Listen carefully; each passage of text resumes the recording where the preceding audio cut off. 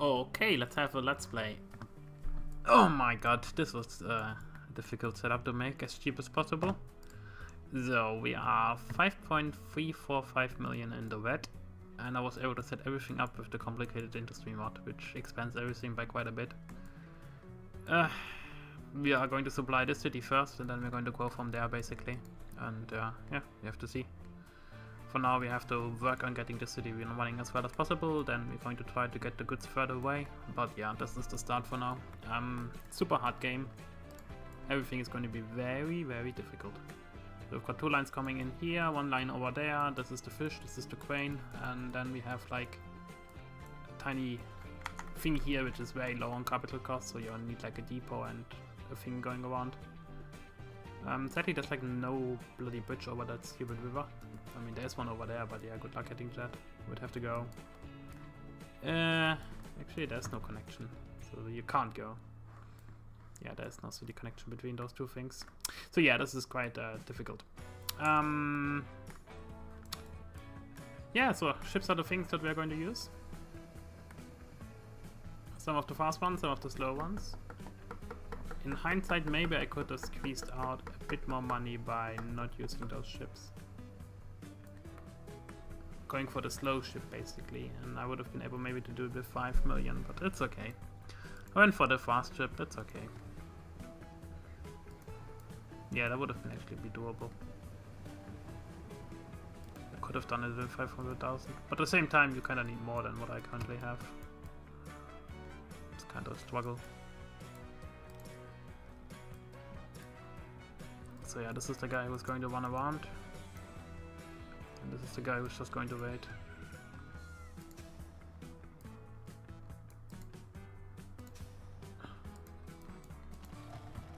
So, are you going to produce? That's the big question.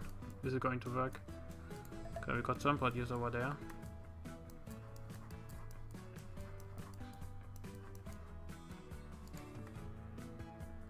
+2.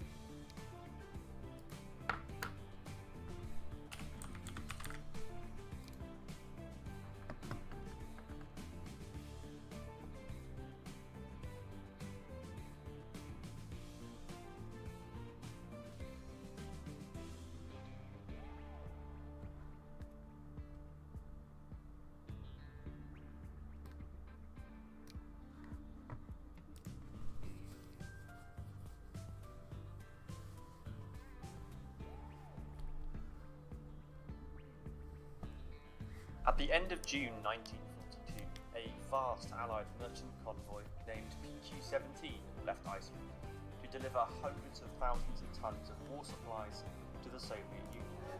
Of 34 merchant ships to begin the journey, just 11 reached their destination, in one of the worst British naval disasters of the Second World War.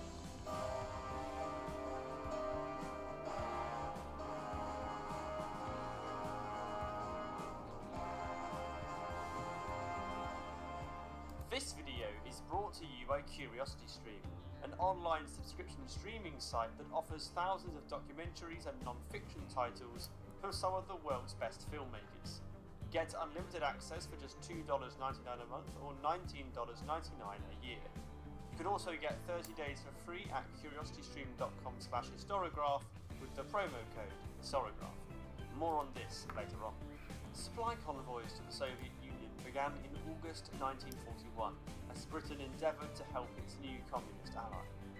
With the Red Army hard pressed by the invading Wehrmacht, the Royal Navy assembled flotillas of merchant ships at Iceland before running the gauntlet of German submarines and aircraft off the north coast of Norway to arrive in the Arctic ports.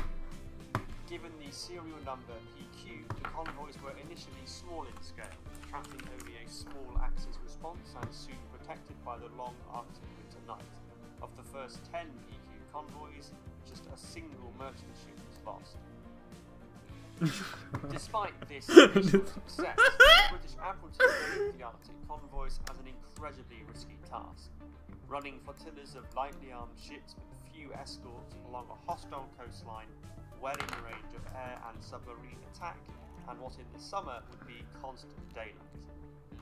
These anxieties were heightened in early 1942 when the Germans transferred the fearsome battleship Tirpitz to the Arctic. The prospect of Tirpitz intercepting a convoy was potentially devastating. The escort ships were able to engage submarines and aircraft, but would be no match for Tirpitz's 15-inch guns. The Allied response was to dramatically increase the number of escort ships, starting with PQ-12 in early March. The merchant ships would now be backed up by the full force of the British Home Fleet under Admiral Sir John Toby. When Tirpitz sortied to interdict PQ-12 and its companion homeward-bound convoy QP-8, a two-day game of cat-and-mouse played out, as Toby's ships tried to intercept Tirpitz while Tirpitz tried to find the convoys.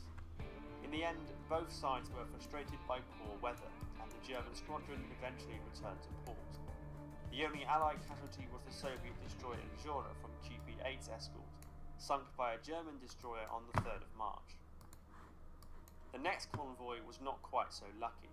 PQ-13 ran into a bad storm, scattering the convoy and helping the Germans to sink 5 merchant ships. The convoy's escort engaged 3 German destroyers briefly, with the cruiser HMS Trinidad sinking Z-26, but somehow managed to torpedo herself in the process, due to the extreme cold interfering with the weapon's gyroscope. By mid-April, permanent daylight had arrived in the high Arctic, making convoys even easier to find and easier to attack. Admiral Tovey and the Admiralty in London were keen that the frequency of convoys should be reduced or